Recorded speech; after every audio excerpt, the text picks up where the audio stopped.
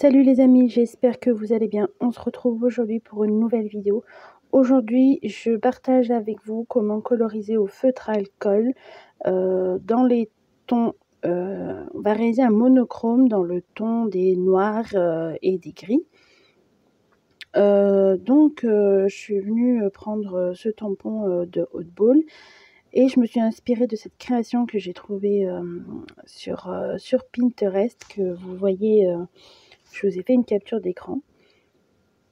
Donc c'est le tampon Salvador Dali en Hauteball, et je suis venue comme ça lui faire un monochrome pour une future création que j'ai en tête d'un art journal. Donc qui dit monochrome, on va pas lui faire la peau de couleur chair, mais plutôt dans les tons de gris, et des gris plutôt froids et le plus clair possible. Comme si on voulait réaliser un ton chair. Je procède de la même façon. Je place mes ombres avec un gris, le Warm Grey 1. J'assombris un tout petit peu avec le 0.5 et je viens blinder tout ça avec le 0. Donc le 0, il n'a pas de couleur, ce n'est pas un blanc, c'est juste qu'il sert à mélanger, à fusionner les deux couleurs entre elles. Que ce soit les gris ou n'importe quelle couleur, ça fonctionne. Ce n'est pas un blanc. Donc une fois que j'ai fait le visage et les mains, tout ce qui se rapporte à la couleur peau, on va dire, je m'attaque aux cheveux.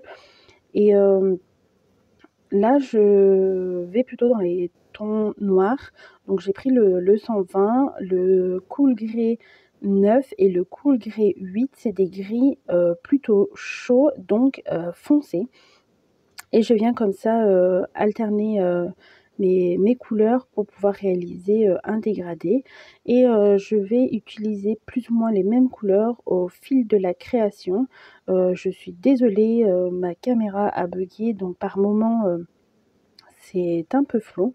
Vous n'avez pas le reste de la mise en couleur à la fin, parce que c'était tellement flou que vous n'y voyez rien. Donc je suis vraiment désolée. J'espère quand même que vous aurez compris le principe, et que ça ne vous dérangera pas dans les explications si vous voulez le reproduire. Donc on peut refaire cette technique avec n'importe quelle couleur. Lorsqu'on veut réaliser un monochrome d'une couleur, il suffit de prendre une même couleur déclinée en plusieurs teintes, et ça nous crée comme ça un joli dégradé. Et venir la poser sur notre création, sur notre tamponnage, à différents endroits et pas aux mêmes endroits si possible. Donc là, la veste et le pantalon sont coloriés avec les mêmes feutres, mais ce qui est pour les chaussures de la canne, j'essaye de rajouter une autre couleur, sachant que je reste tout le temps dans les cool grey. J'essaierai en fin de vidéo de vous mettre une photo de tous les feutres que j'ai utilisés. Il n'y en a pas tant que ça. Je me suis assez restreint quand même. J'ai pas voulu utiliser toute une palette.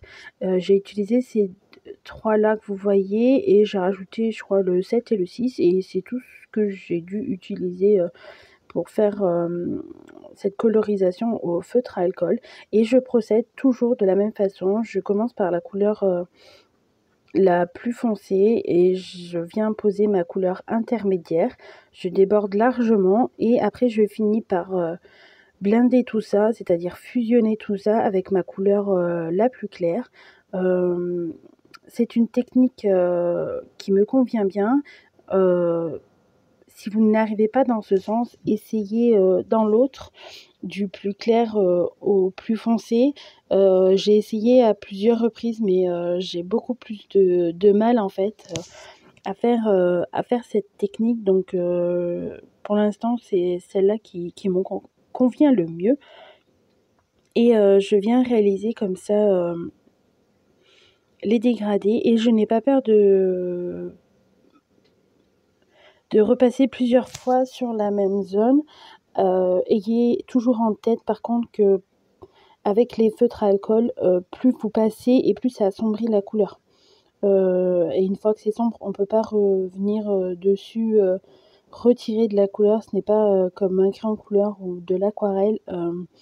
Une fois que la couleur est apposée, c'est beaucoup plus difficile de venir l'enlever. J'espère quand même que ce petit tuto vous aura plu. Si c'est le cas, n'hésitez pas à me laisser un commentaire pour me dire si vous adoptez ou pas les feutres à alcool, si c'est une technique pardon, qui vous plaît ou pas. J'ai hâte de lire tous vos commentaires. Je vous dis à bientôt pour une nouvelle création. Bye bye.